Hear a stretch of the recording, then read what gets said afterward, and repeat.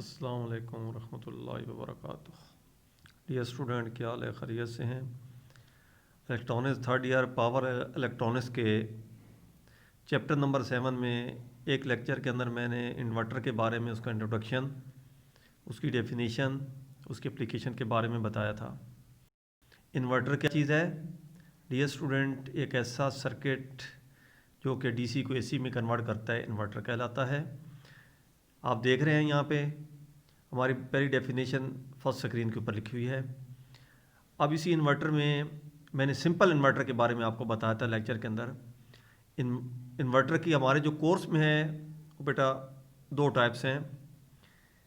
एक को हम सिंपल या हाफ का नाम दिया जाता है और दूसरे को फुल का नाम दिया जाता है। हाफ के अंदर 2 स्विच का इस्तेमाल किया जाता है, फुल के अंदर 4 स्विचेस का इस्तेमाल किया जाता है। यहाँ पे आपको जो स्विच नज़र आ रहे हैं, यहाँ पे FAT को भी लगाया जा सकता है और BGT को भी लगाया जा सकता है। ये आपके सामने मैंने ड्रा किया है। ये इसकी स्टेटमेंट जो है वो आपके सामने मैंने लिखी है। अब यहाँ पे आए तो ये हमारे पास इसका लिखा हुआ है, draw the circuit diagram of single phase bridge inverter. अब सिंगल फेज के अंदर हमने ब्रिज इन्वर्टर को आज स्टडी करना है। आज हमारा जो टॉपिक है सिंगल फेज के अंदर देखें, इनपुट पे 100 वोल्टेज DC सप्लाई है, 4 स्विचेस का इस्तेमाल किया गया है। इसमें गेट नंबर ये हर एक ऊपर पल्स दी गई है। अब इसमें half bridge inverter, full bridge inverter का नाम दिया गया है। हाफ ब्रिज इन्वर्टर पहले स्टडी हम लोग कर चुके हैं, जिसमें हमें आउटपुट पे वोल्टेज जो होता है वो DC वोल्टेज के हाफ मिलते हैं। ये आपको जो नज़र है 15 वोल्टेज DC की हाफ इन्वर्टर है। ये पहले लेक्चर में हम स्टडी कर चुके। आज हमारे पास है full bridge inverter. The full bridge inverter circuit convert direct current to alternate current. It can be achieved by opening as well as closing the switch within the correct series. यानी इनको हम switch को on off करके हम full को कहा से कहते हैं। फर्स्ट ऑफ ऑल बेटा ये जो आपको गेट पे मॉसफेट नंबर 1, मॉसफेट नंबर 2, इन दोनों को ऑन करेंगे तो लोड के अंदर से करंट पास होगा। सेकंड इंटरवल के अंदर हम MOSFET number 3 and MOSFET number 4 को लेकर हम दोनों को ऑन करेगा। अगले इंटरवल में इसके अंदर से पास होगा। अब फर्स्ट इंटरवल में अगर डायरेक्शन दें तो लेफ्ट जो होता है इसकी जो साइड होती है वो पॉजिटिव, राइट जो होती है वो नेगेटिव होती है। अगले इंटरवल के अंदर अगर आप देखें तो उसमें लेफ्ट जो है साइड उसकी जो होगी वो नेगेटिव होगी और राइट जो साइड होगी वो पॉजिटिव होगी, जिसकी वजह से वो रेफरेंस लेवल से वो नीचे बनाया जाता है। अब इसमें अगर आगे आकर देखें इसी स्विच के अंदर तो ये वो पॉइंट है जहाँ पर इंटरवल को लिया गया है दोनों पॉइंट के साथ अलग सेपरेट इसका दिखाया गया। ये करंट पासिंग इसकी दिखाई गई है हाफ की।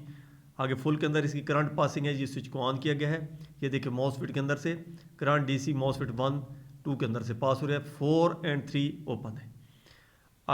अगले स्टेप में आए तो दोनों मॉसफेट नंबर 1, 2 को ऑफ किया गया है, मॉसफेट नंबर 3 और 4 को ऑन किया गया है। DC सप्लाई से ये सर्किट कंप्लीट हो रहा है।